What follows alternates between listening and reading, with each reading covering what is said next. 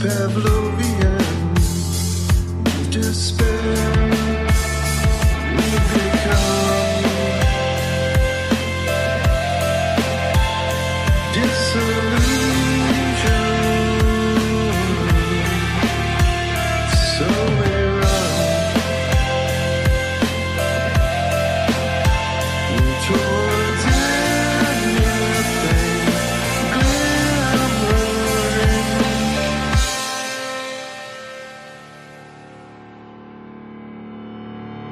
Time to put the silicone obsession down.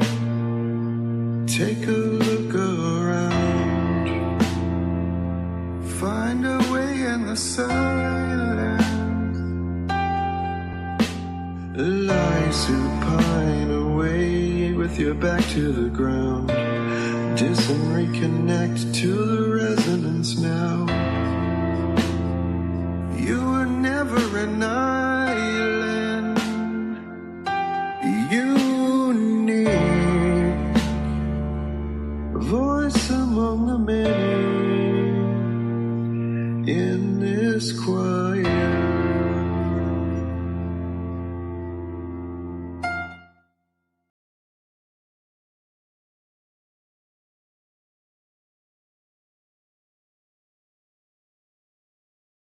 Say this, the fucking lack of give a fuck about anything they're saying so far is profound. I'm just like, it's reminds me of what happened in the 90s in Hollywood after Quentin Tarantino, after Pulp Fiction, where there were a lot of movies that got made where they clearly thought they were doing a Tarantino, and even though it wasn't Tarantino in some of these movies, and that it just felt heavy-handed. It's like cool line one, cool Right. response, ha, Yep. cool quip.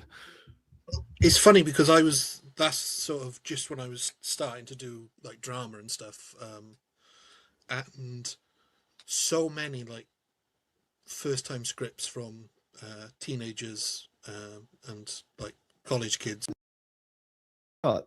If you've got the Let's think facility, about this. if you're so able to predict exactly what's going to happen, Yes. to get yourself captured, Joker style, hey, because he's cool, because he's a cool guy in a movie, and say a cool line about how it's all going to be revealed after you're dead, then like clearly you have more control of the situation than the guy who doesn't know who the fuck you are. He knew that. Why was this the plan? He knew he would get. 'Cause it was the plan. captured. He knew that he would get captured, but he would not be searched. No. And So then the guy would shoot him in precisely that way. Can we scrub back to like the kill shot? Because like, where is this gas hidden? It seemed Or did he flick a an thing? upper Did he body like almost. bite a trigger in his like Yeah. in his tooth to like trigger it? Because the gas comes out the top of his shirt, which all right. And I do also want to point out how this guy continues Like to a dead man fucking switch or down. something? The gas has started coming out pretty heavily by the time. Like, I mean, he keeps going. Like, If I shoot a motherfucker and he starts emitting fucking Joker gas, my ass is leaving the car. fucking running, dude. Yeah, Right. this is You know what I mean. Oh. Yeah, he just bends in for that sniff.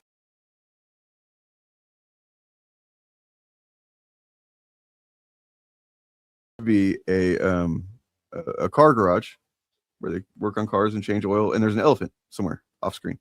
Holy shit! Someone Google if elephant blood is black, because It's just talking porn. Yeah, I mean, I guess so, but like, I mean, I would argue there's Yes, probably I've seen some porn with more artistry in it than black. this. Oh, it just says Mauler's a hack.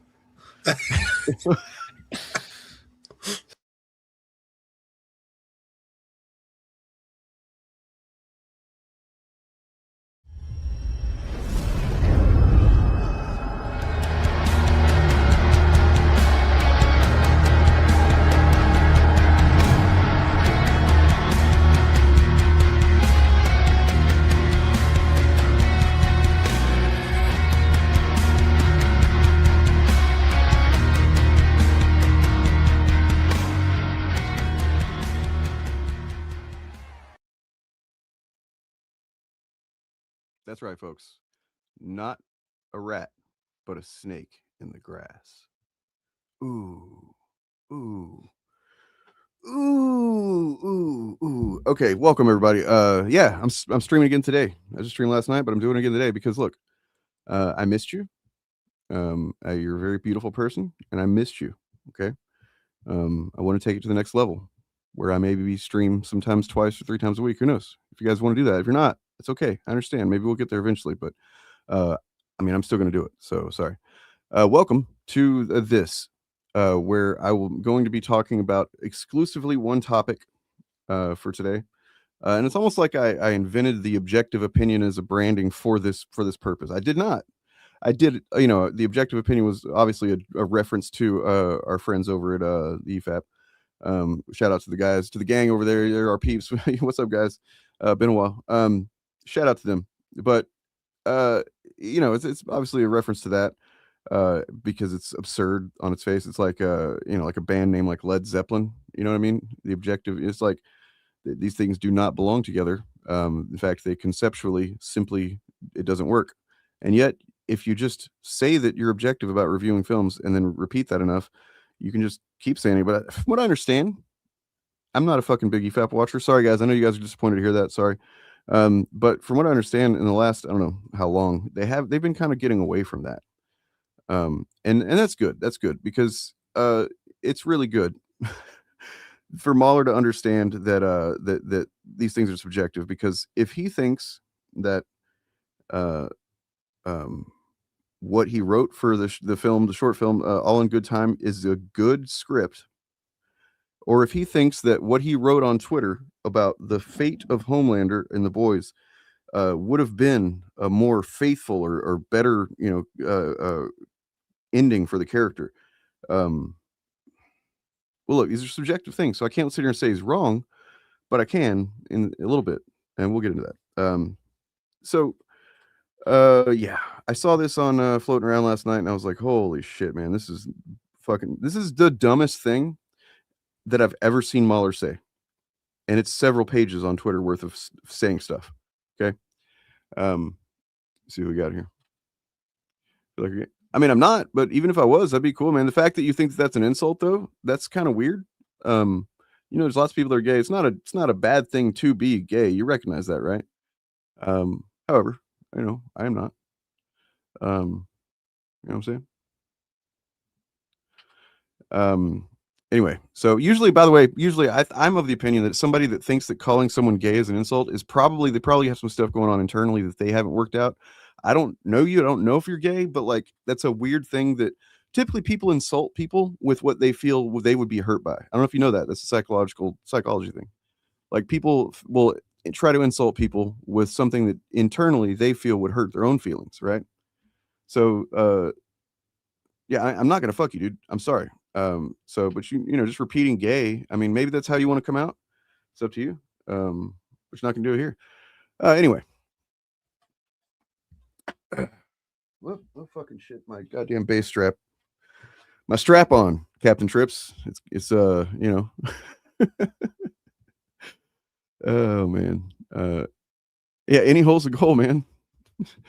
Any consenting hole. We should say that. It's so weird, so fucking weird to show up on this stream and think that calling me gay is somehow going to, like, oh, damn it, you call me gay.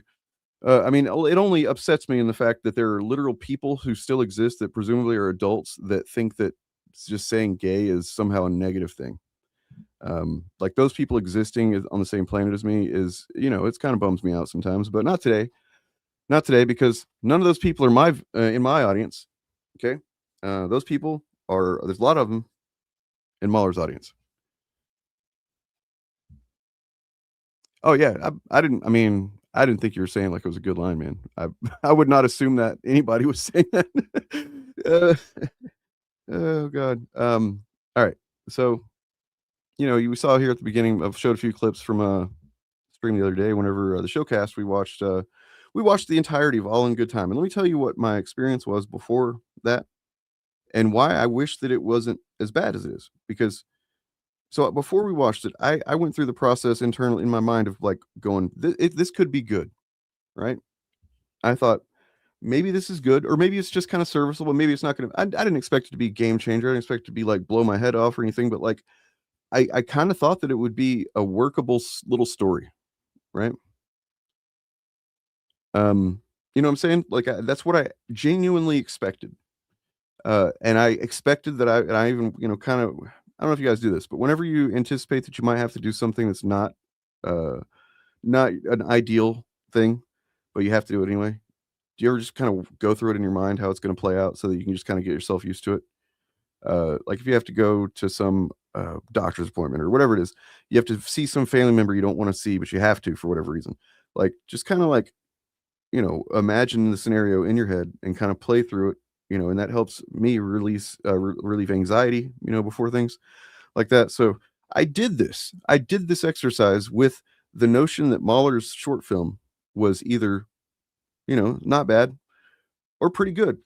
I did that in my head. I'm like, I'm gonna have to go on stream and I'm gonna have to tell my audience and anybody his audience, that's the thing, they're gonna show up too. His audience would definitely show up to hear me say that. And I was like, I'm gonna have to bite the bullet and say, look, guys, you know, I've talked a lot of shit on Mauler. I still stand by everything I've said. You know what I mean? Like criticizing his criticism of movies and stuff and the way that he views things, but I have to hand it to him. He wrote a decent thing here. Like this is just fine, you know, and I wouldn't have expected that, but yeah, anyway, so I was kind of leaning in that direction of having to literally, you know, kind of swallow my pride a little bit and tell you guys and his audience and whoever else that listened that look, I mean, I assumed that because he doesn't know how to critique media at all, and he does it very poorly, that he also wouldn't be able to, that would extend to writing a screenplay or whatever, right? That's what I assumed. And then I set myself up beforehand for thinking that might not be what happens. And I started leaning into that, thinking this is probably going to prove me wrong in that regard. But I was right. I was right. His short film is pure shit. It's incomprehensible. I've never seen anything before where two characters exchanging dialogue for nearly 20 minutes. And I start out more confused about everything. Because when you start the thing off, it's like the first, you know, the setup of it is like, oh, there's a gangster and he's brought in these guys, these people to kill him, right? There are things that happen in the you know 18 minutes runtime and things that are said that kind of imply that maybe that's not what was going on. That, you know, like there could have been any number of scenarios that we didn't learn about what was really going on, but it definitely was something. There's you know a layer of what I assume he was trying to apply as mystery. He was trying to yeah, but it really just comes off as someone who doesn't know how to write very well, and that's just what it is.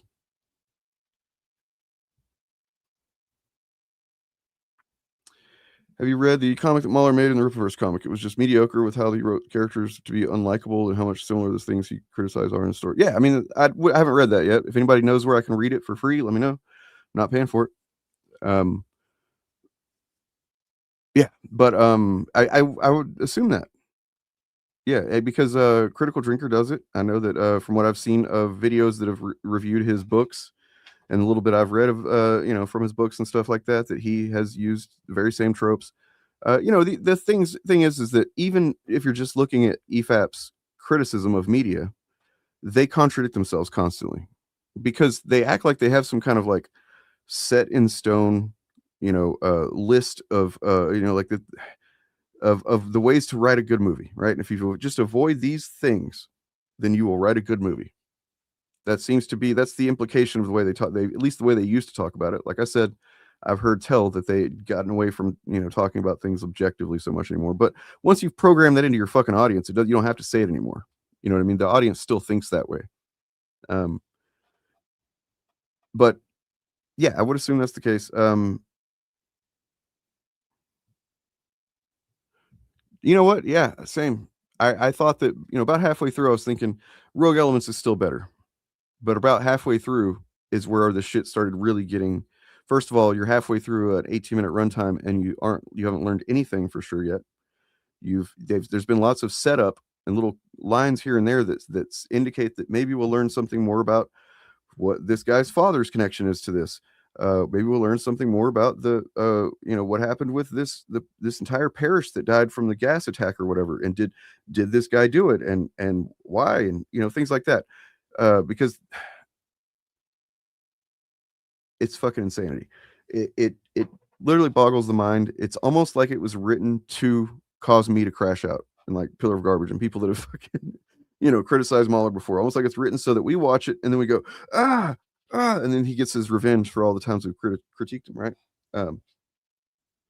But yes, that's how I felt about it. When and starting from you can go back and watch the Showcast stream from last week, Wednesday, if you want to, see our reactions in real time to it. But it's me and Pillar of Garbage and Ryan from Nothing But Media. And starting with the very beginning of it, with just you wheel in these 4 people, you bring them in there, they've got bags on their heads. Clearly, you know what's going to happen here. That, like, so I'm saying that, like, when it starts, there's more understanding of the premise than there is whenever it's fucking over with. And it's all just written to serve as like it's an edgy boy, cool guy. Look how cool I am. This guy said a cool thing. Now this guy said a cool thing, but they don't have any relation to each other in many cases. We were trying our hardest too. We were trying to look at themes that might exist there that maybe aren't superficial. Like the All in Good Time thing. Okay, that's the name of the short film.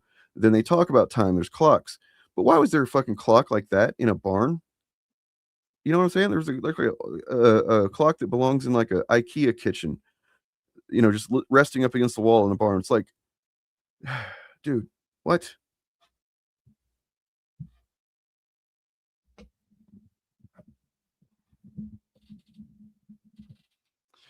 Yeah, I mean, Mike has made some pretty cringe content, I think, about me. At least I know about my friends he has. So I'm not really interested in what he thinks, but yeah. So anyway, that's still, I suppose it's subjective. I have to give that to him. I have to say that even All in Good Time could be something that strikes a chord with somebody, and I'm not going to take that away from them. That's always been my argument, is like, you can't say something is objectively bad, because that just means that, like, what's objectively bad is like, getting your fucking dick caught in your zipper or something like that. You know what I mean? Like, something that everybody that experiences it would say, this is bad. This sucks. But you can't really do that with movies, because even movies that are generally known as being the bad movie, like The Room, all of these things are based on our previous media consumption. And while many of us in this country, or the US and Europe and stuff, we have consumed a lot of the same media, and but we haven't consumed all of it. That's why if you look at music, think about music and movies. Both probably the most popular forms of entertainment besides video games. But music, there's far more diversity in music than there is in film. I think it's safe to say. If you think about all the different genres and subgenres of music and stuff like that, like, it's just so much stuff. And then movies, there's quite a bit of diversity, but and not just that, but movies are generally advertised and marketed towards the mass audiences, right? Whereas music has, especially since the 90s, whenever that was kind of the beginning of the end of monoculture, essentially.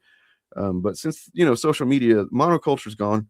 You don't have, there's never going to be another Nirvana where just one band comes in and it's so popular across many people that it just fucking wipes out a whole genre of music, like hair metal. It's not going to happen again, because people listen to such a diverse array of music now, right? And that's that's good. It's fine, whatever. But movies, it's a lot easier to make the claim that they're objective, that it's objective to say what is a good movie, because we generally watch the same shit, and so we all have previous. Somebody just show up in the stream. Who's this? Who's here? Oh my god, it's more. Hey. Hi. Well, I gotta sit up and do stuff anyways, so may as well sit up and do it with you. Hi. Yeah, hey. I mean, that's a good point, Autobot. Yeah. Even Damascus, they might enjoy, getting their dicks caught in the zipper. So I was trying to think of something that's a objectively bad experience that everybody would have and go, oh, that sucks. Getting a root canal, Yeah, well, getting teeth pulled, right? That's like, sure, the result, like afterwards, you're gonna feel better than you did before, but like, yeah, getting a right. toothache, right? No one enjoys getting a toothache. So, and then I started kind of went off on a tangent about music and how music, there's such a broad variety, diversity of music, types of music, that it's much harder to make a claim that there's something that's objectively bad or whatever. You know what I mean? Like, Right. some of the absolute best heavy metal music that like is very popular in heavy metal communities, if you give that to someone that's just listening to Taylor Swift all the time or something, they're probably hate gonna it. sucks, you know? Yeah. And that's what the whole point is, to say that everything that we like or don't like is subjective, and it's based on what we've experienced before, what we've consumed before, what we've accepted as a something that makes us happy for whatever reason, or makes us feel good or whatever. Or that's another thing, is you can have different reasons for liking something. So there could be a movie that is made to make you very uncomfortable, and some people will think that's a terrible, awful movie. Right. But, like, if you're somebody who, like, I don't do it as much as I used to when I was younger, man. I liked watching movies that were actually trying to upset me, Really? Yeah, I mean, like Requiem for a Dream is the one that always comes to mind as being like, that's the one. Was like, I did see it twice, but then I was like, I'm never going to see it again, because I had to show it to a friend after I saw it. But like, Right. it's so fucking upsetting by the end of it. It's just like, oh, I need to go to church and go to fucking take a shower. And it is that sort of movie. Yeah. Yeah. So, but I mean, there's movies that are meant to be, there's one called Scarlett Johansson, the movie called Under the Skin, I think it's called, where it's very non-traditional narrative and very weird, and she's an alien who looks like Scarlett Johansson. She's a form of an attractive lady, and she kills dudes. Oh, cool. And I respect it. That's basically what it is, and it's kind of boring, in my opinion, the first part of it. I've heard other people say that they think it's really compelling and stuff like that. So, yeah, sure, that's all to say that up until now, I had to give it to Mauler that all in good time, there could be somebody that is exactly what they want to see out of a short film. It's hypothetically possible. It's hard to imagine, but they probably haven't seen the movie Suicide Kings. If they because otherwise they've already gotten that itch scratched. That's essentially the far better version of that. Oh, yeah. It's Christopher Walken. He's basically taped to a chair the whole time. He's got Jay Moore and a bunch of these other guys that were kind of popular in the early 2000s. Sure. He's like they kidnap him, and they're trying to get a ransom out of him, but he's Christopher Walken, and he's playing these fuckers a little bit, and freaks him out with what he knows and doesn't know, and what he's able to do and not able to. It's fun time. Yeah. And that's kind of what this almost is, where it's the guy in the chair is actually he's not your average, literally not your average hostage, because the other ones that got taken, they got shot immediately. Right. Everyone else gets shot right away. So it's an attempt was made. Joker's a little bit like that for me. Yeah. Right. Yeah. I mean, look, and that's because I think Joker, this is just my opinion once again, but I think that Joker it plays with elements that I think a lot of people recognize as like, the way that mental health is treated, the way that, or mentally ill people are treated, the way that, people are just different or have some kind of disability are treated. That's all, it's just handled very poorly by the end. Yeah. And it doesn't give you anything satisfying. In fact, it just gives you, the only thing you can take from it is, so just kind of give up on society, I guess. Yeah, it's kind of the overall message of it.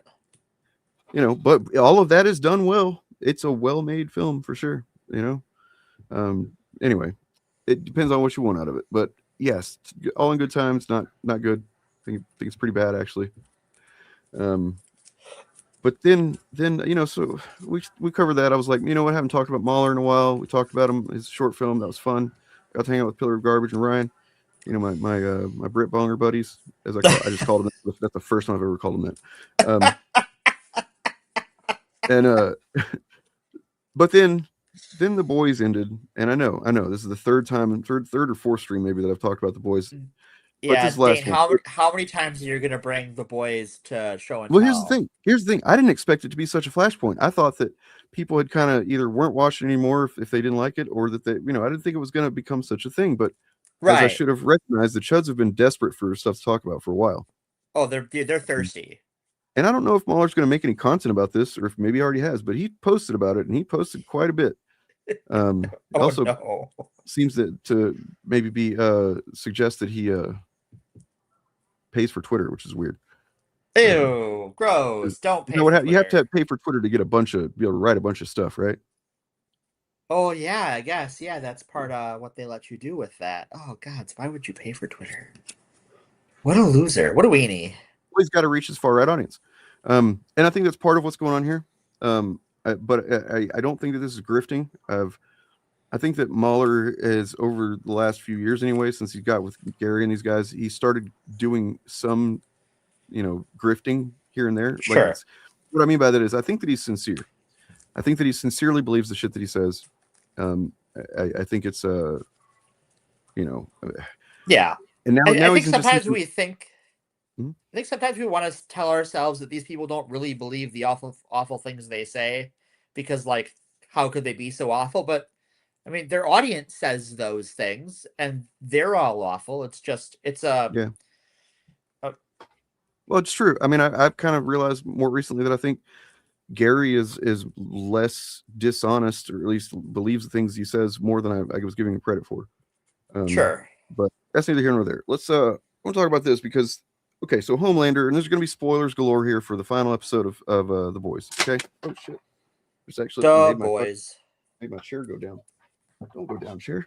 So what happens in the finale is Billy Butcher, as it was pretty obvious was most likely going to happen, he killed Homelander.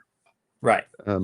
And in order to do that, they had a few different threads that they had set in motion over the last few seasons, and especially this last one, of different ways that it could be possible to kill him. There was quite a few red herrings thrown out there, and I would say that, because I've seen some people, what I believe in good faith, say that this season was weird in like the pacing of it and just some of the seemingly random stuff. And I think the random stuff that they're noticing are things that were done to throw us off from the pretty obvious set ending of what would happen if you really thought about it. Yeah. So like he's gonna have to lose his powers, and he's gonna have to get killed. And that's like pretty obvious. That's what he deserves. You know what I mean? Nobody's ever deserved it more. Well, and especially because like The Boys is a superhero universe that isn't. They don't just send the bad guys to jail. Like, it's a pretty deadly setting. Yep. So like, and he's what, also what just the did kind you of think guy was that going to happen? he's far too powerful and irredeemable. Like once you reach a certain level of power and irredeemability, you just got to go. But Yeah. it was pretty. I thought that what would happen, and they did a pretty decent job of kind of subverting this a bit. So Soldier Boy was set up in season 3 as having a power that it came to him while he was being experimented on by the Russians, or they kind of had a Winter Soldier thing going on with him. Sure. And so he had been, they'd unfreeze him and use him for stuff, but the boys find him at season 3, and he's got this chest blast power that he call it, where it's like essentially they overloaded him with radiation, and because he had Compound V in his system, or the original Compound V, which made him super duper badass, he could live through it. But so they did it so much trying to see what would happen, I guess testing his limits, that now he gets angry and he can explode this blast of radioactivity that depletes the powers from anybody that has powers in the vicinity that he shoots at, kind of thing.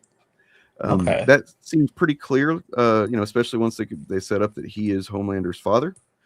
And that then of course he got kind of stuck in a tube at the end of that season, and then season 4 went and Pat came and went, and nothing really came of it until the finale of season 4, and see that Homelander's thinking about getting him out of there, and he does. So we knew he was going to be back for this season. There he is. There's a guy that can literally take away your powers, right? And he's the son of Homelander, and he's already shown that he's not the biggest fan of Homelander. He's not against him yet, but he's kind of weirded out by him. And this season being was, that he was the only character that Homelander gave any kind of respect to, because he wants his daddy to love him. Sure. Which plays into the ending here. And so it's like, okay, and he got really weirded out, and then he started to leave. And I think the last episode before Soldier Boy was like, I'm getting the fuck out of here before all the shit was obviously about to goes down. Meaning he thought that Homelander was about to make everybody worship him as God and kill anybody that didn't. Right. And so, but then Homelander actually just grabs him and knocks him out and puts him back in the tube. And I'm like, oh, so he's just going to be in the tube, and somehow that's going to get opened up whenever the last minute, and he's going to come out and he's going to do the chest blast and get Homelander. That'll be that. So there was that, but there was also another moment where they had basically there was a radioactivity chamber thing. I think it was maybe one of the ones like that experimented on Soldier Boy with. And for a moment, Soldier Boy did try to kill him earlier in the season. Homelander forgave him for it. He got him stuck in this tank, this chamber, and turned on the radioactivity, and it showed that type of radiation can kill him. It started depleting him. And then we see that again in the next last episode, a little bit, whenever Frenchie, the character that's played by the former IDF guy, Right. he had a very good fucking death scene. I'll be honest, it was fucking excellent. He's died in that episode, but before he did, he managed to blast Homelander with some radiation, and enough to distract him from finding the other characters that were hiding in the building. And yeah, so he went out saving them. But nonetheless, so that's what I think all those detours kind of were. We're like, where's the ending going to come from, rather than just let this go through the whole season, waiting for the final confrontation of like Soldier Boy and Homelander, and whatever. So they were giving us different ways that Homelander might be taken out, or they might try, or that they could try and wouldn't work. And so that was definitely, I can understand that being a criticism and being valid. I didn't really feel that way about it. I was just taking it one episode at a time. And but one of the things that Mauler doesn't say this exactly, but this does lead into what he says. It's related to tangential to. So one of the things that I've seen over and over again are people saying that the stakes weren't high enough. That the show that it's about, even a YouTuber I actually said this, that it's about payoff or setup and payoff, and it set up so much stuff that it did not pay off. And before he explained what he meant, I was like, what the fuck are you talking about? Literally everything. And I realize now, and it's the same thing I realize basically every time there's a finale and it goes this way. Right. Some people pay more attention to broad things happening rather than character resolutions. Sure. Yeah, that's pretty. That happens. This show gave so many good, like the character resolutions were fucking excellent. Except for one that I can get into later, one or two, but that's because they canceled the other goddamn show. Right. Anyway, because one of the other ways that they had set up, by the way, that to maybe defeat Homelander was a literal spin-off show called Gen V, where one of the characters, the main character, Marie, she is a bloodbender, basically. She can control blood. And so she, it shows her getting more powerful at that, especially in the second season. She kind of trains a little bit more, and she learns how to control blood and that's literally what they told her, that you're going to be so powerful that you're going to want you to take on Homelander. That's what they expressly said, that she was going to be the purpose of her. So that was like the young X-Men show they had on too. Was that the one where there was younger people and they were at a school? Like Gifted or no? No, Gen V. Wasn't that like a? Oh yeah. That's what that was. There was a college. I'm following. Yeah, college. Gotcha. Okay. Yeah, and they expressly said that's what her purpose is, right? And that she was actually part of the same program that Homelander was part of early on when he was little. That kind of, I don't remember exactly what the details were, but it was pretty clear that they set this up, and I think it's what their intentions were. They did have the Gen V characters crossed over into the last season of The Boys, at finale anyway, and then there was a little crossover throughout that season, I think, and then there was a crossover of one or two of the characters from The Boys onto Gen V in its second season. So they were cross pollinating and stuff like that, and it seemed pretty clear that at least to some degree she was going to play a role in the finale, and that did not. That was because season 3 of Gen V got canceled before they did it, and I guess it seems really silly to create a whole character and alternate show that's gonna your finale on your main show is gonna depend on, when you don't know for sure that. So yeah, so they did pay off to a degree. They had the characters from Gen V in this, but it was kind of just more like, oh yeah, we have to do something with you so people don't wonder where you were at. And right, so like, here, you take care of these people that we're saving at this house over here. Don't be part of this main action though. Don't do that. Right, don't matter too much. Yeah, you had your show, you flew it. No, so that was kind of, I think one thing that I think nobody would disagree is pretty lame and how that worked out. But Yeah. Nonetheless, so the main thing, people saying that there should have been a like fucking art, apocalyptic type of battle happening. And I'm going to pull up some marketing stuff real quick if you want to talk to the people while I look for this. Sure. So I think when you're talking about like a TV show finale, because this is not the first time that a TV show that has been well received, people have said that ending doesn't pay it off. And part of the problem is that the longer a story goes on, the less you can pay everything off. Yeah. Because these shows don't have one writer. Every episode has a different writer. There's a writer's room. Actors' availabilities change, etc., etc. Producers, all of the logistics that goes into making a TV show. You're never gonna pay off everything. So I think that's just important to keep in mind. Like, I imagine when people go back to this in a few years and like binge it streaming, that won't matter as much because you won't have the years and years of waiting and speculating.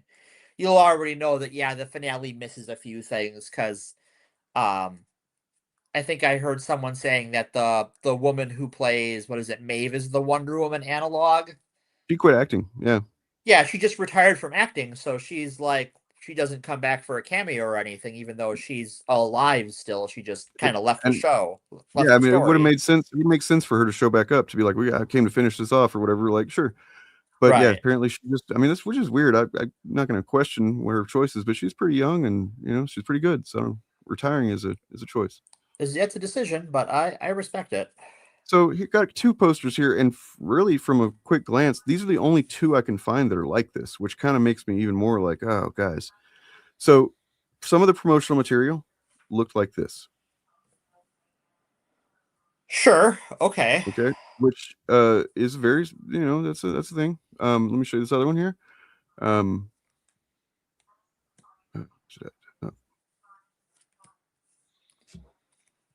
Okay.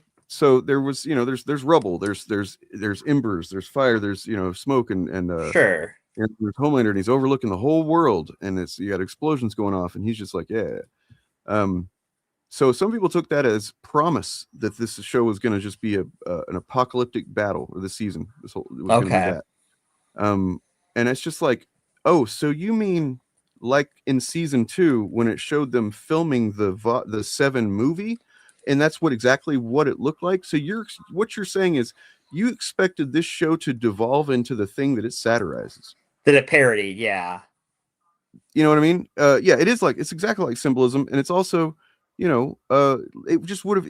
There's almost no better way to betray the show's, what it actually is than to do that, or what Mauler talks about here in a few minutes. We'll look at. Oh no, there's no better way than to betray the show than to do that. It was always going to be, as Eric Kripke has said in interviews I've been listening to. First of all, he said people seem to have wanted Berlin 1944, 1945. He wanted to do Berlin 1938, which is far more interesting. Yeah, because we see a lot of stories that take place towards the end of World War II. Yeah. Getting a story that's inspired by how it looks right as it's beginning is a whole different type of story, and one that I think is more relevant to today's, people. Yeah, this is exactly what they wanted. Like, why?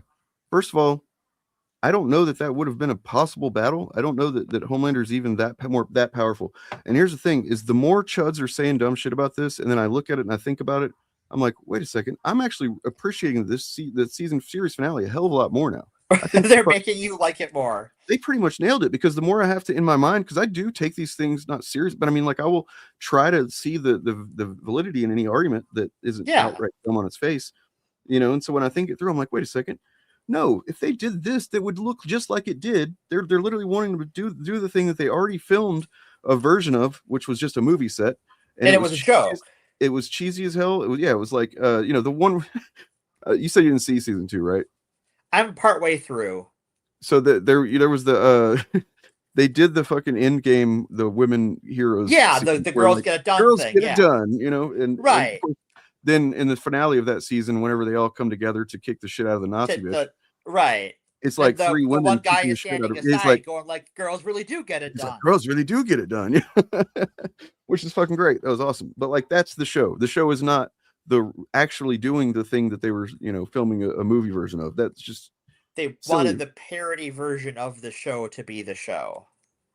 That's weak sauce, boys. Yeah, I mean, I feel like the budget, talking about the budget of this show is weird because I feel like that indicates just by talking about it that it looks bad or something, and it doesn't. I feel like the way this everything was handled really well. The scenes that were, as big as they needed to be. If you actually give a shit about certain things, like some of these film bros pretend like they do, the literal final time or whenever we see we go back to Vought Tower at the very end to whenever Huey goes to find Butcher, right? What do we see? It's a fucking exact same shot that we first saw of Homelander in the show. Period. Oh, Where he's standing with his, standing in the window of the Vought Tower at the in the boardroom, looking out the window, and it's like I didn't recognize that whenever it happened, but I saw somebody pointed that out. I'm like, holy shit, that's good.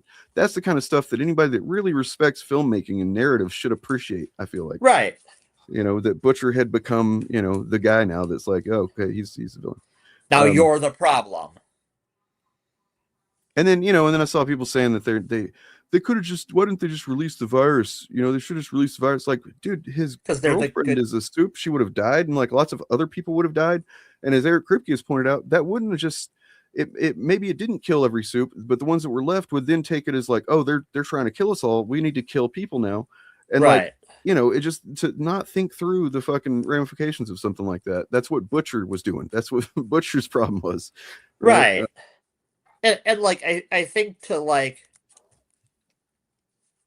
given that like he's supposed to disperse this virus and he's just standing in the tower and he gets killed before them. Yeah. Part of him wanted them to stop him. Well, so he claims that it's actually in the because who asked him about that? He claims it's in the water system. That whenever there's some people show up in the morning when everybody's in there, to go, they did not confirm or deny if that was true or not. I mean, I guess so because they do kind of fight over the trigger mechanism, and that's kind of. But here's the thing that me and Jen argued about a little bit. Not argued, but like, so we were watching the finale, and there's a moment whenever Huey shows that he's got a gun. And Butcher's like, oh wow, you're really, you're not going to use that on me, son. And he goes to grab the device, and he's got his fingers on it, and he starts thinking about Becca and his wife, ex-wife, that got killed by well, first raped and then eventually yes. So like just thinking about the people that he loved, the whole reason why he started on this journey in the first place, and he's about to do it. Then he looks at Huey. And paying off something that was set up at least in season 2, maybe even season 1. I don't remember where they first started going into this. He reminds him of Butcher's brother that died. Huey reminds him of his younger brother that he used to kind of look after and take care of, and he always kept him out of trouble and stuff. And he looks at Huey one last time, right when he's about to pull the trigger, and he sees a flash of his brother, and then it shows his hand, and his fingers loosen up, and then blam, Huey shoots him. And it's fucking tragic because it's kind of like he doesn't say that anything. He wouldn't say like, Huey, oh, I'm dying. I want you to know I wasn't gonna do it or anything. Right. He lets him think he did the right thing because he did, and he essentially served the purpose that both in the comics and in the show Huey was there to do. In both versions he didn't understand why Butcher chose him, and it all came back to the fact that Butcher knew he was going to probably need to be stopped at some point, and he needed somebody that he could trust to do it. And, which is a version of almost not heroism, but like decent personism underneath the fucking revenge motive that Butcher was driven by. Right. Anyway, so it's good stuff. I just feel like it's pretty good. But then, even more so, Homelander. I did not see any whenever it happened, I'm like, oh, this is great. This is perfect ending for him. Yeah, good stuff. First of all, it does pay tribute to the comic books a bit. It's not exactly the same, but it's pretty close. Sure. Yep. So here's oh my god, your takes are always so bizarre, man. Pause movies because no one deserves them. What about the people that work on them, that make money, that their careers, their livelihoods are built? I think that they should just pause all movies. Who is they? Yeah. And to what? Huh? All right, dude. Anyways, moving on. The first part was in the script. The second part was Anthony Starr's contribution. Yeah, you mentioned that last night. Bob's like, come on, guys, Jesus Christ, he's never gonna get there. All right, here we go. Oh no, God, Dane, you need a trigger warning for that. My skin didn't char, but I was screaming in agony. My tears just sizzled away. That is a quote by Homelander. Okay, so like starting off, oh look, that's a quote from Homelander. Maybe he has something to say here, and then you immediately realize that he does not understand what the fuck he was seeing. Homelander has a few moments that give insight to his relationship with pain. It defined his life, and yet he has grown numb to it. He responds with anger in almost every instance of challenge, but that's not because of the pain. It's the sheer desire for vengeance on a world that created him to receive and perform every torture and manipulation. What? Okay. What? Okay. Homelander, yes, he's petty. He's not vengeful. Like, he lashes out in anger because he's petty and can't control his emotions. He's not vengeful. And to say that he was created to receive and perform every torture and manipulation is just not even remotely accurate. He was created, to basically to be a weapon that the U.S. could, Vought could sell to the military. Right. Essentially what they wanted to do.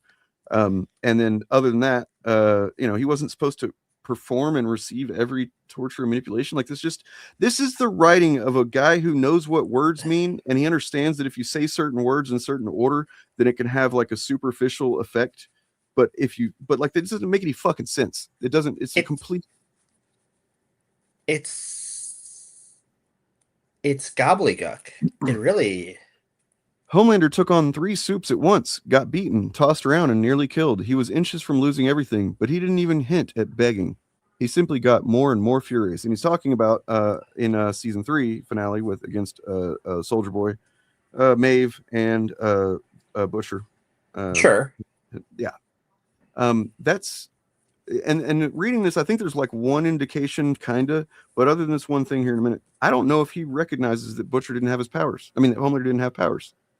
This reads like he thinks it's just the same scenario all over again.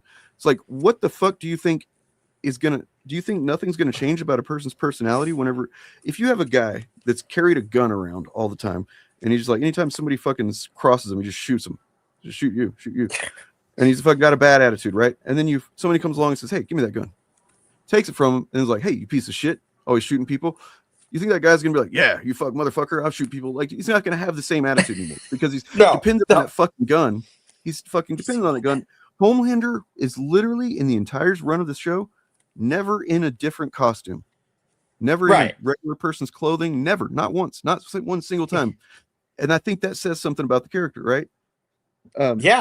He is completely fabricated literally in a lab. He was manufactured.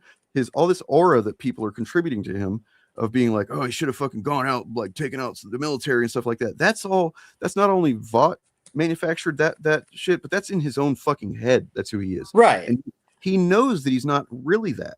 Like if you go back to season 2, I think, or 3, whichever one, where he fucking lasers a whole crowd full of people. It's a really awesome sequence. It looks cool and stuff. He gets mad and he just fucking and when you first see it, you think it's really happening. You're like, oh God, he's losing it. He's lost it.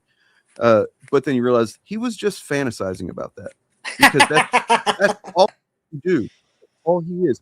Listen to me, Mauler, Callum Edmunds, understand this. In the first season of the show, Homelander had beef with a fucking baby, dude. Right. He was jealous of a baby. Are you fucking idiot? What the fuck? Like, what is wrong with you, child? What else do you need to show you that this is a extremely hollow, deeply insecure, like deeper, probably even more so than you, Mauler, You know, I know you don't like to dude. like even show up on the film sets of movies that are being made of your script and stuff like that. But like, very, very insecure. However insecure you are, just imagine that times like 50. And the fact that he's got all these powers and he can do the stuff that he's done, the more he does it, it doesn't make him feel more secure with himself. It didn't make him feel more secure when he ripped what was it, the spider guy, whatever, he ripped that guy in half. That was a fucking horrifying scene last season. Like, just literally walks up to the guy, grabs him by the shoulders, and just goes and fucking rips him in half. Like down the middle, you know, not it's upsetting. You know, that didn't make him feel better. That didn't make him feel like he's a strong guy. You know, he has the ability to do strong feats, but yeah, you know, nothing makes him feel good. He's he lashes out because he's upset. But then after he realizes, oh, I broke that thing, he just moves on to the next thing because he doesn't know what to do about it. He's never, consequences don't mean anything to him. Yeah, exactly. He's literally is a child that literally never fucking matured past the 12 or 13-year-old, like, oh fuck you, I'm a badass, and you know, like, usually people go through a phase when they're, you know, maybe teenagers or whatever age it is, where you maybe get a little full of yourself and you got to get smacked around a little bit, metaphorically speaking, sometimes, to realize, oh wait, no, I can't just treat people like shit. I can't do that. Right. I have to be more considerate of, you know, consequences of my actions, stuff like that. He never, like a billionaire, he never experienced that. He never had to. Well, yeah, he's the epitome of born on third base and thinks he hit a triple. So think about this. Like, I'm sure many of you have had moments in your life where something terrible happened. It was like a breakup or something like that, that you just like, you became an emotional wreck, right? And even if just for a few minutes or an evening or whatever, you had that time where you were fucking like, you were a desperate mess, right? Most of us have that privately. And you know, maybe, you know, one person, a roommate or family or something like that might experience it, but Homelander, having never had that happen, suddenly had to have it happen in the White House, in the Oval Office, in front of live action, in front of live TV. Right. That was the moment. And so of realizing, oh, I'm, you know, so, you know, bargaining, which is one of the steps of grief, right? That was him bargaining. You know what? Let's continue reading this. So I want to get to how fucking absurd this is. Okay, let's continue. So watch his fight with Maeve in season 3. She can and does make him bleed, but he goes for vengeance and immediately takes her eye. He goes for a fucking easy fucking, you know, pocket sand move. That's what he's flashing out. Right. Yep. Yeah, he's not. It's not. He's enraged, but someone doesn't know the difference between being angered and being vengeful. Those are very. This is somebody that thinks that he's angry. He probably sees himself as being righteously vengeful. That's probably how he sees it. Like I hate to bring up the classics, but has this person, are they familiar with the Count of Monte Cristo? Because, like, when I think of someone who is vengeful, that's what I think about it. Vengeance isn't a mood. Vengeance is a process. Yep. Yeah, it's true. He's not a bully. I mean, he is a bully. He's not an anti-hero. He's not even Frank Castle, who I've, you know, fucking many times said is a piece of shit and like probably should not have comic books, you know, about him and stuff like that. But he has far more of or I guess far less of just irredeemable qualities than even Homelander.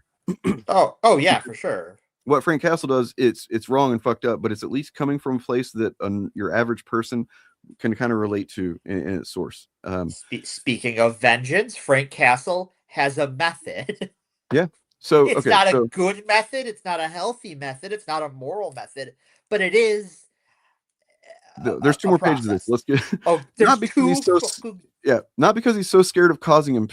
He's so scared of her causing him pain, but because he wants her to suffer, much like anyone else crossing him as part of getting his payback. Are you kidding me?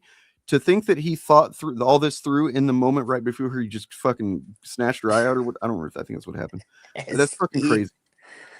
Same for the guys who tortured him when he was a child. Yeah, the guys who he went and fucking, you know, made sit through an entire evening of just watching each other get killed, you know, one by one in the lab, because that's probably one of my favorite episodes of the whole series, by the way. And that was fucking excellent performance from Anthony Starr there.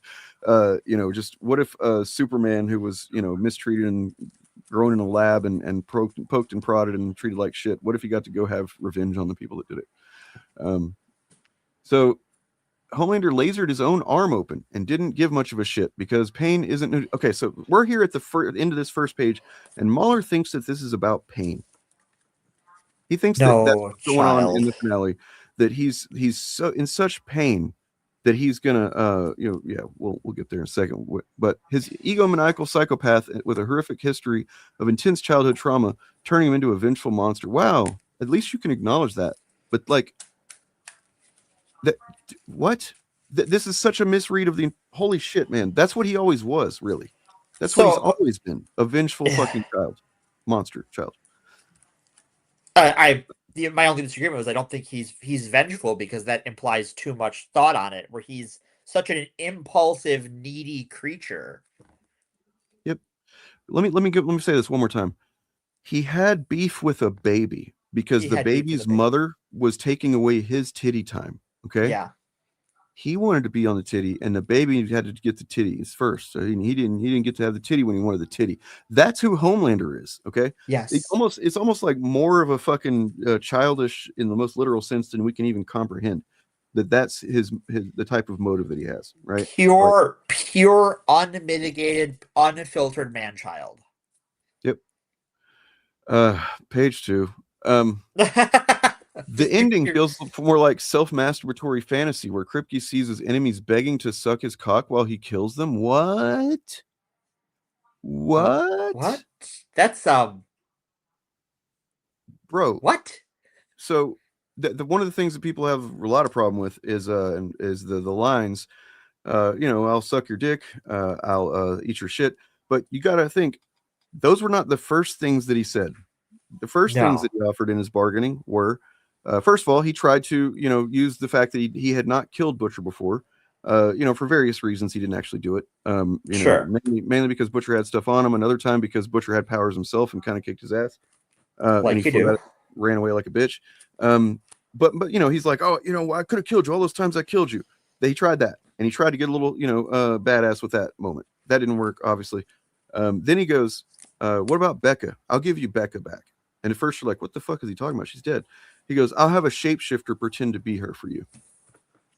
And if that's I really want you guys that get mad about the next things he says, go back and focus on that sentence, because that is when you showed me the finale, that is the moment that I'm like, oh, now he is dead. Not just that, but he actually thinks that's going to work, because that's Right.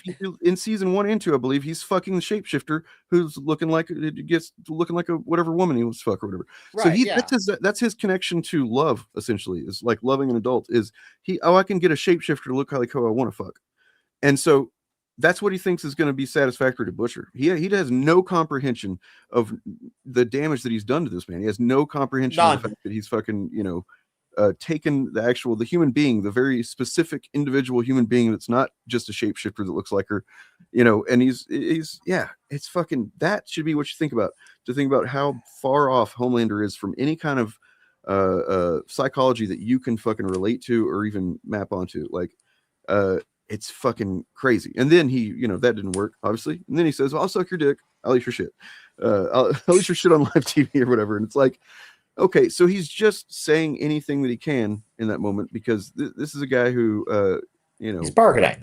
The only thing that he's identified himself with, the thing that's allowed him to be anybody ever, and be literally on the top of the world just 5 minutes prior, and now he doesn't have it. So yeah, he's gonna make some offers. You know what I mean? Boy, does he. Right. Yeah. Acting like he's just a trauma. Look, we have to get to a point where we have to be able to distinguish who's worthy of expending energy, pathologizing them. I think that Homelander is probably one, like Donald Trump. I know that Donald Trump's upbringing is a big part of why he is the way that he is. And then part of me can theoretically have some empathy for that, but there's no reason to. There's no reason in applying that in practical terms because of the fucking monster that he is and the harm that he's caused. So I can have empathy for Homelander. I can have empathy for all of the traumatized characters in this show, but that doesn't mean that by having empathy, I accept their bad decisions. I go, I get it. I see why you are the way you are. you're still a problem. Like, you got to manage your shit. Yep. And he doesn't want to manage his shit because he's No. a psychopathic man-child. He has no reason to. Oh god, he literally fucking flies Elon Musk into space. That was so great. See, I mean, I empathize with that. it wasn't actually, obviously Elon Musk, but I I mean, it was know. pretty clearly meant to be him. And then, like, apparently Musk got mad about it on Twitter. He was, Ah, you love to see it. and because they don't actually watch the show, and I'm questioning if Mauler did it all.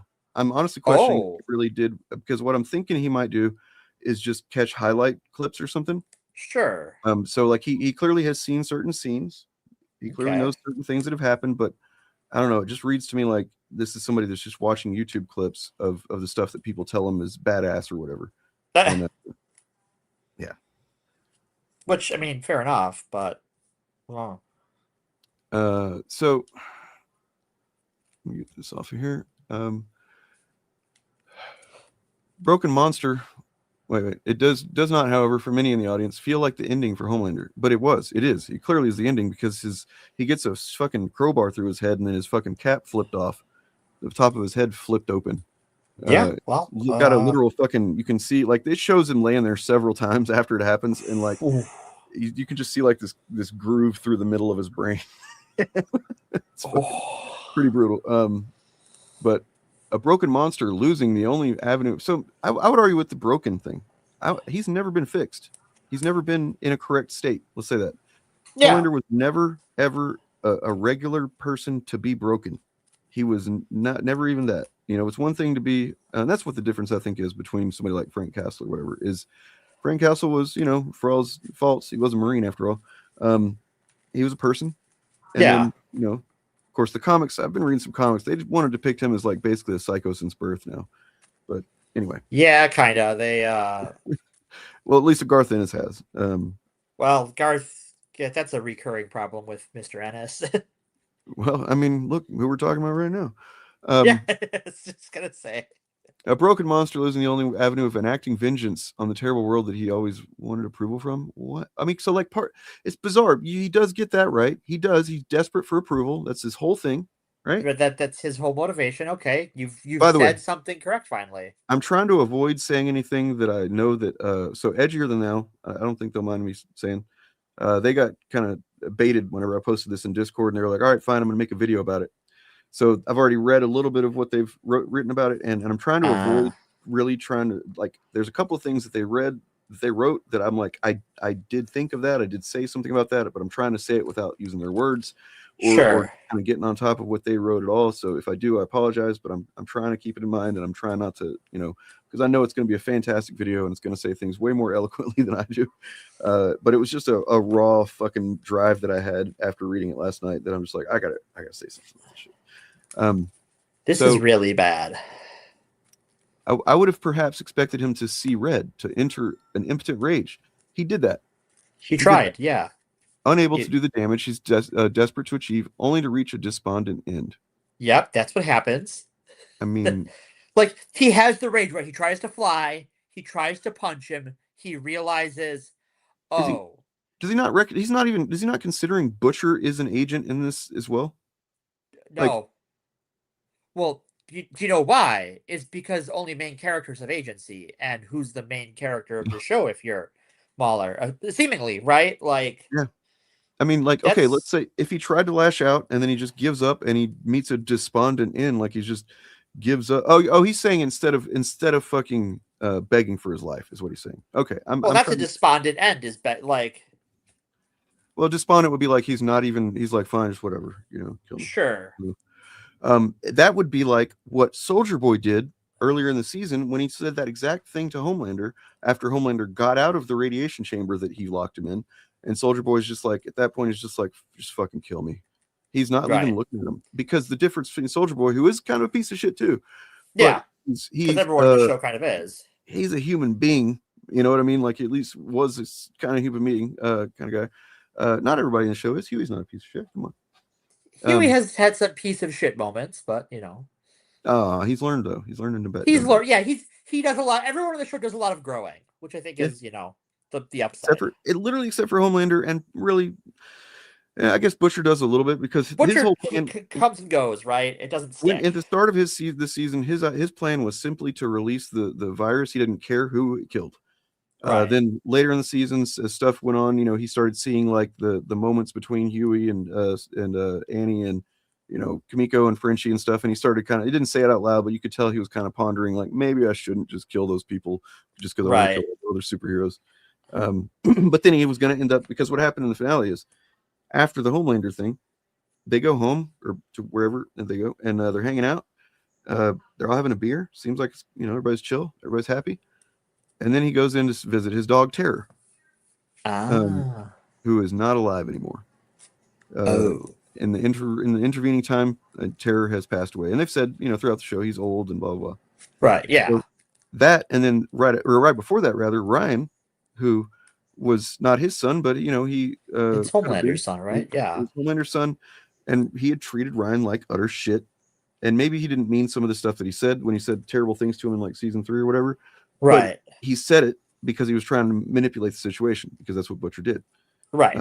So he wanted Ryan pissed off and to not be wherever he was or whatever. So he said some shitty things to him. And then he tried to, earlier in the season, they get together, they have a beer, and he tries to, reconcile. Ryan doesn't want to do it. And then in the final moments of this the season series, he tries again. He says, hey, Ryan, we can go, live somewhere. And Ryan's like, no, I don't want to live with you either. You're fucking too.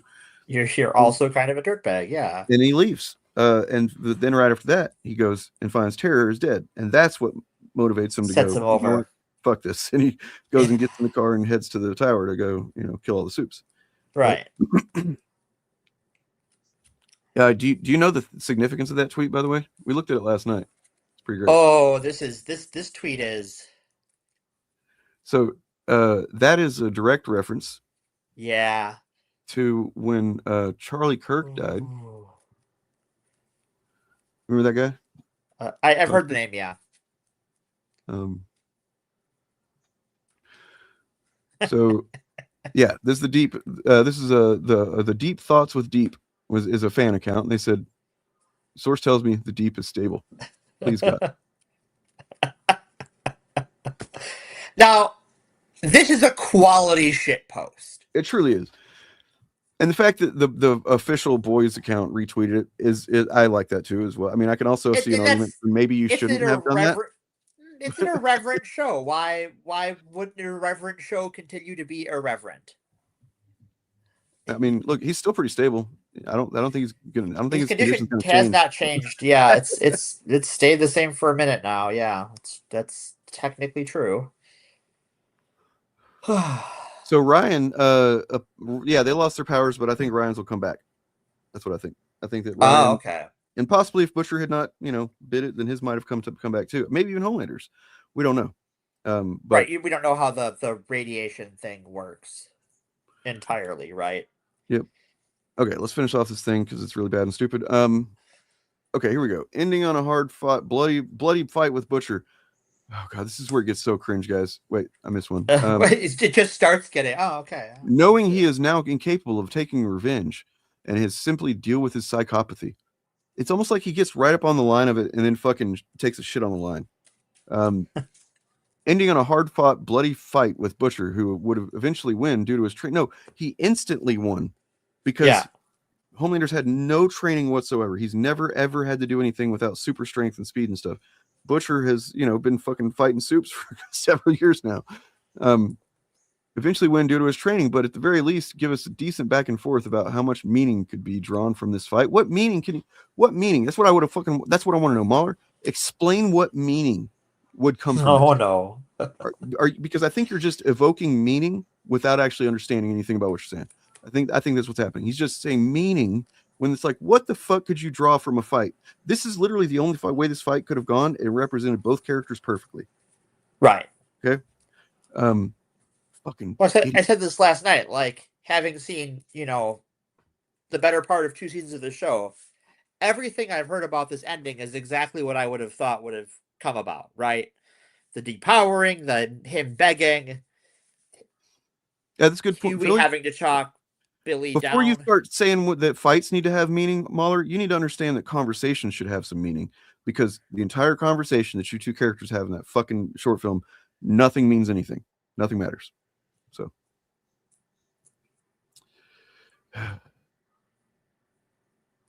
Right, exactly. He's never not been one. Right. Butcher was created by Homelander, and there's something to say about both men being exposed nerves turned empty shells, struggling. No, Butcher became an empty shell the moment that he killed Homelander. That's what happened. Like, you can see it. Like, and it's, dude, Carl Urban's so fucking good. He's such a good actor. He's good He kills everything. him, and then immediately he kind of looks around and he's just like, that's it. You know, and that's kind of how he's feeling whenever he's thinking, well, at least I can go back home to Ryan and Terror. You know, and right. he goes home and Ryan doesn't want to do anything with him, have anything to do with him, and Terror dies. So, yeah. Well, and why would Ryan? Like, sure, like Becca was Butcher's wife and Ryan's mom, but like he's not Butcher's kid, and Butcher's been shit to him, and I'm sure he probably blames both Butcher and Homelander for his mom getting killed. Wait, you watched part of it where you checked out, but then you saw the finale? I don't understand what you're saying, man. I'm gonna stop reading chat now. Okay. I would picture them both drenched in blood. Of course you would, Mauler. Of course. Fighting to the bitter end. They did. Devoid of humanity. They kind of did. Demanding payment. Like, the only thing about Butcher is that he at some point did have humanity, and that loss of that human connection is what's driving him. So that's why it's easier to be on his side, obviously.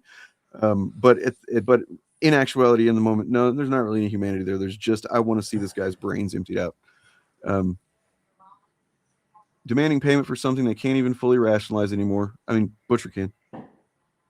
After having taken, like, just so much of this stuff is like a fucking just writing, because it makes him, he farts while he's writing it and he sniffs it and he's like, yeah, that's good.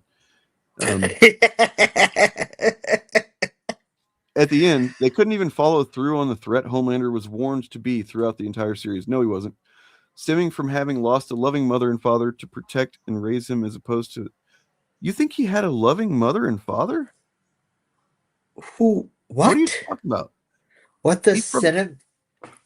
Pretty sure from a baby, they basically is small enough that, I mean... Yeah.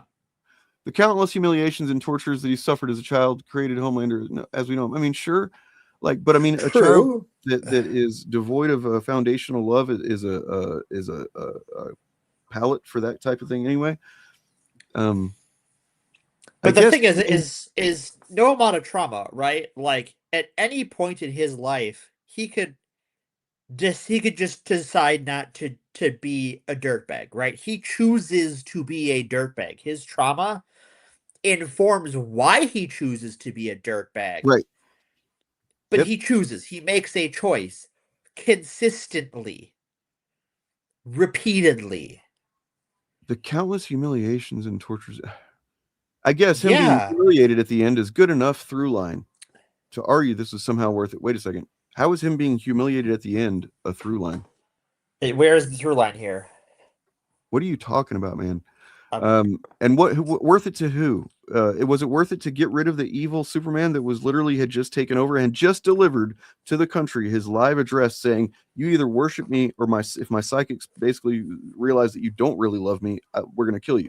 We're going to kill you. Yeah. Was it worth it to stop that? Yeah, I'd say so. Probably so. I would, unless you think that Homelander's the good guy. Yeah. And yeah, evil Superman, in quotes, was mostly a bad joke, and they cast in a petty ending for social media instead of finding something. This is where he veers into what he's been learning from Nerdrotic and Gary and jeez. Yeah. Right. This is the kind of thing that, like, left on his own devices. I don't know if Mauler would ever have started saying shit like this, maybe, but like now he's been with this crowd long enough, so he's got to throw in the whole, well, they're just doing this for social media and they doesn't actually mean anything. They don't mean anything. They don't believe anything. It's all just for attention and just to spite their enemies and stuff. As if y'all motherfuckers don't do everything that you fucking do to spite your perceived enemies. Hey, Kettle, why are you calling the pot black? Like, you posted this son.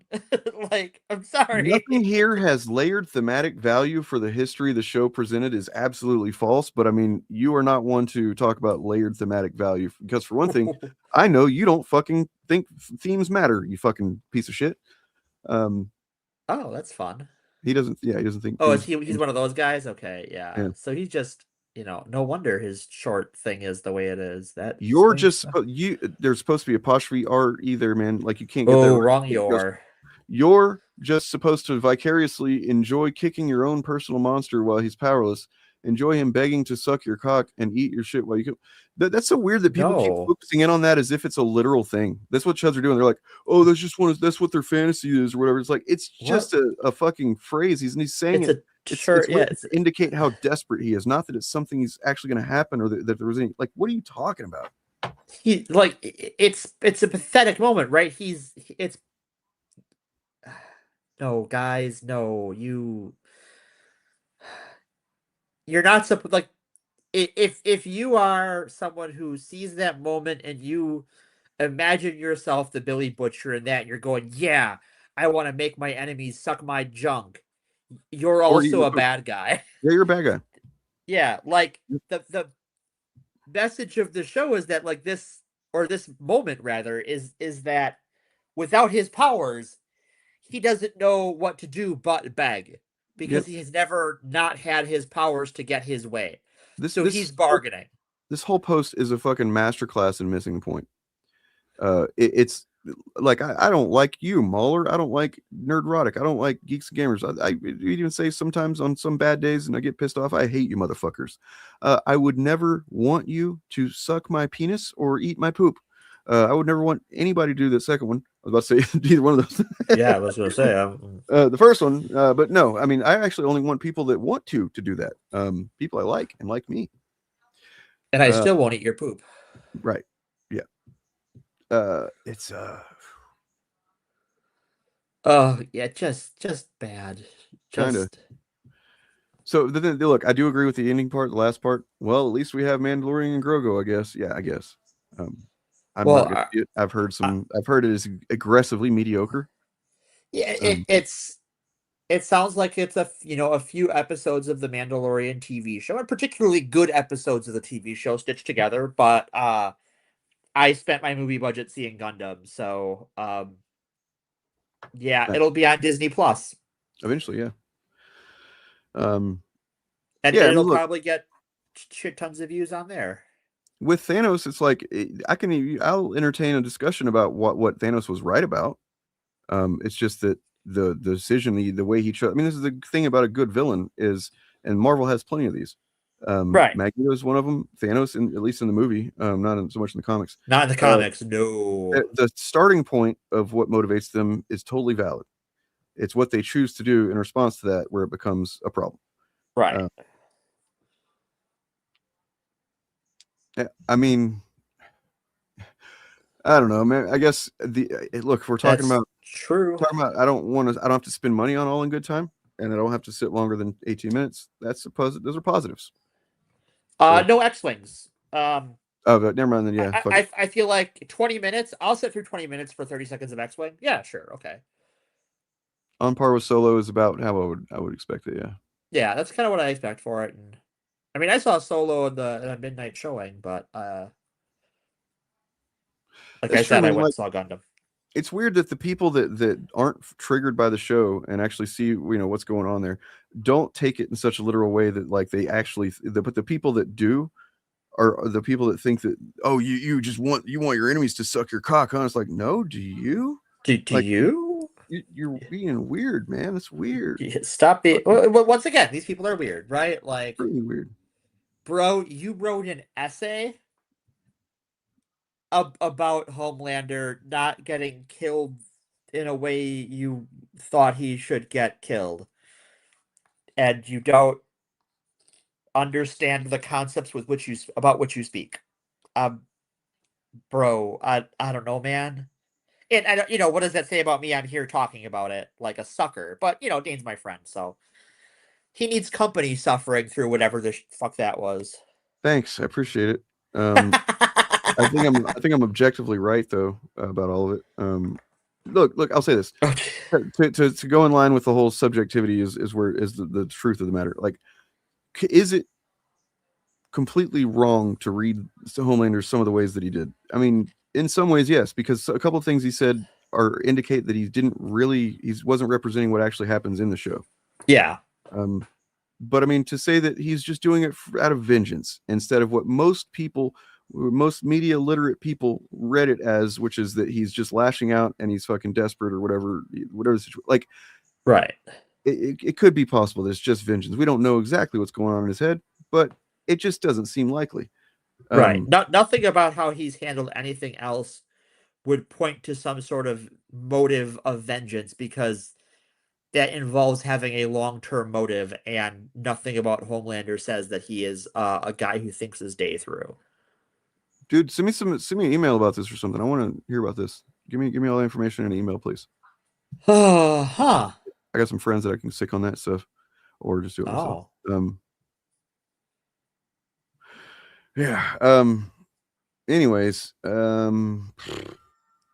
yeah, I hope people that are interested in or like Mandalorian go see the Star Wars movie. I'm sure I've heard if you like that show, you will like the movie. I have opinions on the show, and they are not all good. So with the remaining few minutes here before truly in the stream, how would you guys like to see Turning Point USA exposed as a fucking scam? I would 10 minutes. Subscribe to you at patreon.com/actualfandom. Yeah. Check this out. 12 chapters, and only 7 of them were actually real. What the other 5, I found out. The previous field reps' family members had pretended to open up a chapter so that they could claim those chapters on campuses, and then the rest were legitimately fake contacts. Fake contact information bounced back, texts bounced, calls failed. Nobody is actually verifying the student's identity. Holy cow.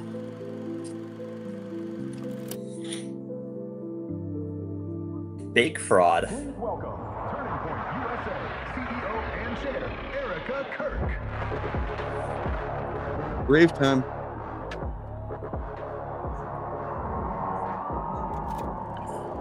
The WWE intro. Turning Point USA says it's building a movement of students, a movement of ideas, a movement that spans thousands of campuses across the United States.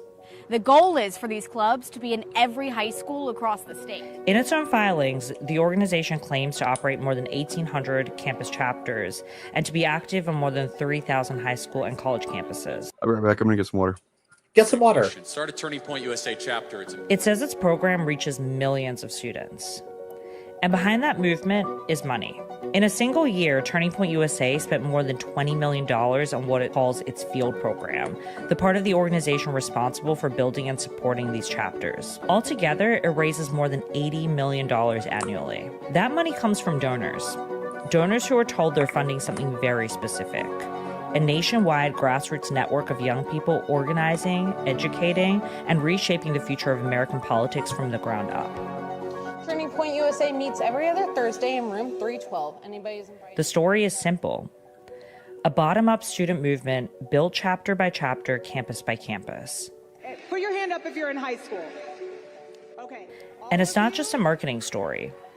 These same claims appear in official tax filings, documents submitted to the federal government, where Turning Point USA describes itself as a nonpartisan educational nonprofit and certifies that it does not engage in political campaign activity. Point Action and Turning Point USA. This is the foundation of the organization. It's what justifies the money. It's what sustains the mission. It's what donors believe they are funding.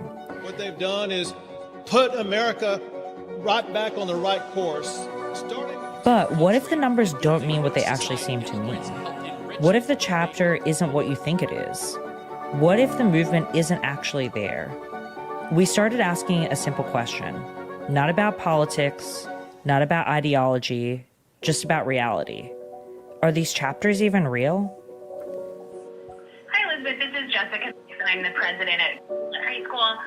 You had reached out to Maggie, our director of student activities, and she forwarded us your email with some questions about having a Turning Point chapter on our campus.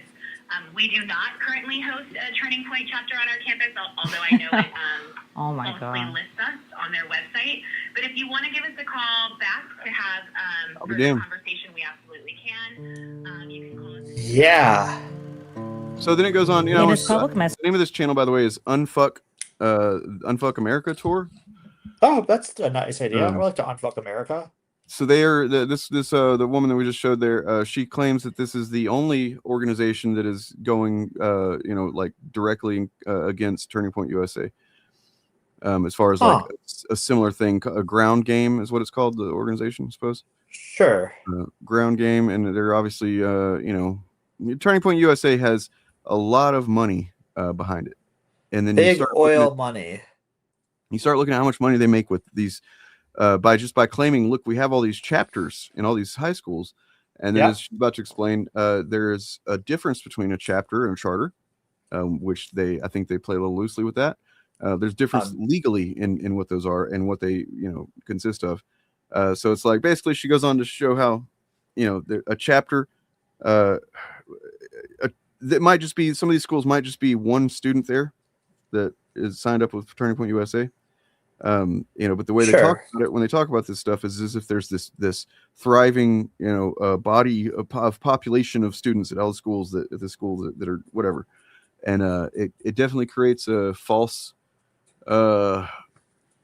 image at the very least, and that's what they fundraise on is they go to conservatives and say, look at all these schools that we have these chapters in, and then they get money given to them for that, which is fraud if you don't actually have those things.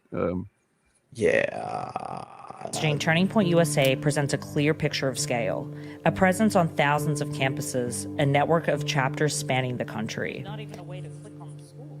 But in its IRS filings, the language becomes much more specific. The organization reports 1,873 charter chapters, and activity on more than 3,300 campuses. There are roughly 3,500 Turning Point chapters at colleges and high schools across the country. At first glance, those numbers seem to reinforce the same story, but they describe two different things. A charter chapter suggests something defined, a group of students, a structure, some kind of ongoing presence on campus. But active on campus is much less clear. Club America is now on 3,300 high schools in America. It could mean a functioning student organization, or it could mean something much looser. A single event, a student who signed up, a chapter that once existed but no longer does. And beyond that, the organization also refers to what it calls activism hubs, a category that's less clear still. The filings don't spell out how these different forms of presence are defined or how they're counted. And without a clear definition, the scale becomes harder to interpret. Because these categories overlap, or if they're applied inconsistently, then the total number may not reflect what people assume it reflects. Oh, fun. Before looking at the map, before making any assumptions, we wanted to understand what those numbers actually represent. Not what they suggest, but what they mean in practice. And to understand how these numbers translate in practice, we turned to the organization's own directory. School by school, we began working through the list, reaching out to administrators, student activity offices, and faculty advisors. And we just asked one simple question: whether there was an active Turning Point chapter on their campus. Some schools confirmed that there was, student groups that met, organized, and operated as we would expect. But in other cases, the answers were less clear. Some described the clubs had gone inactive, others said the group had existed at one point but no longer did, and in some cases, administrators told us they had no affiliation with Turning Point USA at all. School, would you be able to let us know if it was ever a club that existed and maybe dissolved? It has never, I do know for a fact it has never been a club on campus. Gotcha. 72 high schools. 7 said they had an active. Oh boy, less than 10%. 31 said they had no chapter at all. These were on the A student organization can come and go. Records can be incomplete, and a national organization may define its presence differently than the school does. But taken together, the responses begin to raise a broader question. How consistently is that presence being defined?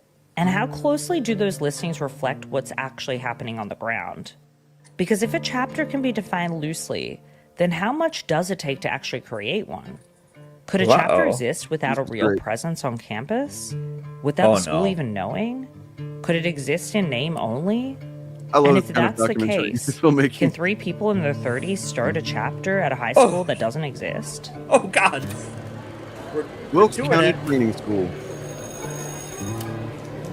Oh, no. Former Wilkes County Training School was established in 1956, vacant since 2011. The building suffers from a lack of maintenance and deterioration. Oh, God.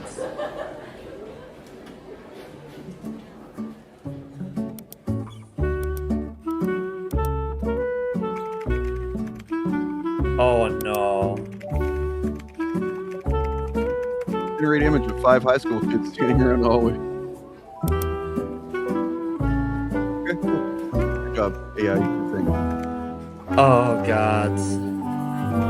Roasted it.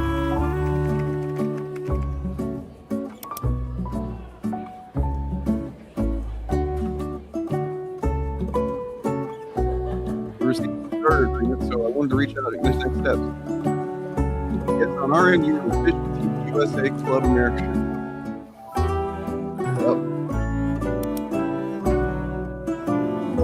Oh my God. There it is on there. Ridiculous quotas. Like you expect in 1 month for this one rep to start 40 chapters. So how are these reps supposed to do that? Well, they would give gift cards to the students if they started a chapter, but nothing would ever come of that chapter. So it would just be one kid called the president and one kid called the vice president and then one kid called the secretary, and they got gift cards. You could have 50 chapters technically, but 3 of them hold events and like 10 people show up. And the others, they were given gift cards or they signed up and nothing ever happened. Nice. He was pushing us towards other clubs. A name, a contact, a record that may or may not reflect what's actually happening on the ground. And when those different realities are counted together, they produce a single number. Ultimately, the question isn't just how many chapters there are, it's what those chapters represent, and whether the numbers being reported reflect a reality in schools across America, or something. You know, it's like somebody's like, oh man, I've had so much sex. It's like, yeah, but how much of it was good? You know? For that to be a good analogy, the sex would have had to happen. True. Like, also, yeah, well, okay, well, some of it wasn't sex. We were just like made out a little bit. You know, she said we're gonna have sex. That's right, what, yeah. Yeah. The concept of sex. We had the concept of She sex. said the word sex one time. Oh, that's hot, I guess. Yeah. Did you notice the downline? That like their recruiters had like quotas they had to meet, and they were giving out gift cards to get kids to recruit more people. Like it's some MLM shit. I mean, yeah, that's what it is with the goddamn like the influencer groups that they have or whatever on. Oh yeah, what sure. Ashley St. Clair was talking about. Speaking of that, here's this. There were some things that took place with Doge specifically as it pertains to the last election. What did you mean by that? Like, what's going on there? Did Elon play a role in stealing the 2024 election? I'm not a... So all I know is what he has sent me and what his engineers and employees have told me. But in October of 2024, he sent me texts, which you can look at if you want. Mm-hmm. By the way, you know, since I said I was going to talk about this last night, and we didn't, and I said we would talk about it once our interview drops or whatever. I did see that Park Rose Permaculture has a video up saying, I haven't watched it, but the premise is pretty clear in the title and stuff, that she thinks this is a distraction. I don't know what her reason for saying that. Like, I don't know if she knows something or has some kind of information about Ashley St. Clair in particular that she thinks that, but I would say that it probably is a distraction in the sense that if you're expecting this to be the thing that saves us or something, then don't do that. That's not. I think I think it's one of those things that if it's true, it's interesting for the historical record. But well, I think it's also good motivation. You know, like if it's if it's true, then it's like, hey, that's all the more reason. Like, not only are they being evil, but they got into position to do evil fraudulently potentially. So right, and then they're going to try and do fraud to stay in evil position. They're going to do lots of or they're just gonna do it, right? Like So much fraud, so much fucking who cares? Oh, democracy. What does that mean? Democracy, hardly know her, you know? Right, pretty much. That's the Republican motto these days. Yeah, this is the fancy suit era. Want to read the text? Sure. Why not? Here. I'm not making this space laser shit up. And everyone's like, oh my god, she sounds so crazy. I'm like, well, this is what he said. Okay, but don't read my pick me stuff. Okay, it's fairly... Because I was being picked. Stuff like this actually makes me think that she's, you know, being truthful, because like she's letting him read the text, but she's also like very clearly embarrassed about the embarrassed by it. Yeah. You know, talking flirtily, I guess, with Elon Musk at some point. Like, yeah, I'd be pretty embarrassed too. Me. This was October 5th, 2024. What the fuck does that even mean? Yeah, you tell me. Wait, why does he actually talks like this? Yes, he actually talks like this. And I wasn't being hyperbolic when I said Can I read this one? Yes, you can read the whole thing. Okay. You can read anything. He says I'm going to introduce an anomaly into the Matrix. Oh my god. Except my pick-me-isms. Okay, I'm feeling more optimistic after tonight, and tomorrow we unleash the anomaly in the Matrix. This is not something on the chessboard, so they will be quite surprised. In air quotes, lasers from space. And you made a joke, and It was a Marjorie Taylor Greene joke. Yeah. Is it finally a focus on the Jewish vote? and he laughed at it, and then I have over 10,000 lasers in space right So now. he doubles down and says and quantifies his number of space lasers. I'm reading your pick me text messages back. But I was like, I don't want to be deposed. Oh God, you literally sound like Just him. stop. You Just sound. stop. You Just changed stop. the way you talk. I sound was so exactly pick me. like I was him. so pick me. You're using the It terminology. was so bad. Don't even. That's crazy. Don't. I was so pick me. It's like it makes me want to throw up and die. Simulation. Stop. Badass sci-fi drama. Stop it. But I said I don't want to be deposed. And what does he say? I was like, I would ask more, but I don't want to be deposed. You should ask. Okay, more. no. You stop. Oh, what the fuck? You guys send memes to each other? You're so lame. Oh my God, I can't believe he literally like, this is... That's enough. That's the most millennial ass like text message. Aren't you Gen Z? Yeah. That's nasty. That was way worse than you trying to talk like him in your text messages. That is like sending like epic memes. Wow. Wow. I want to die. Oh my God. Wow, that's embarrassing. I'm feeling my heart's beating faster after you read my cringe pick. That was the most consequential thing. That was the most Okay. consequential thing. So here's my observation. Yeah. Elon Musk, I believe he absolutely sent those tweets, right? I think based on how she reacts to the cringe parts of it, like it makes me think that that's an honest to goodness text. Here's the thing. Elon Musk is a guy who can't play his own video games without lying about it. Right. So it's entirely possible, and I would say likely, that he both sent her that text and never did a fucking thing.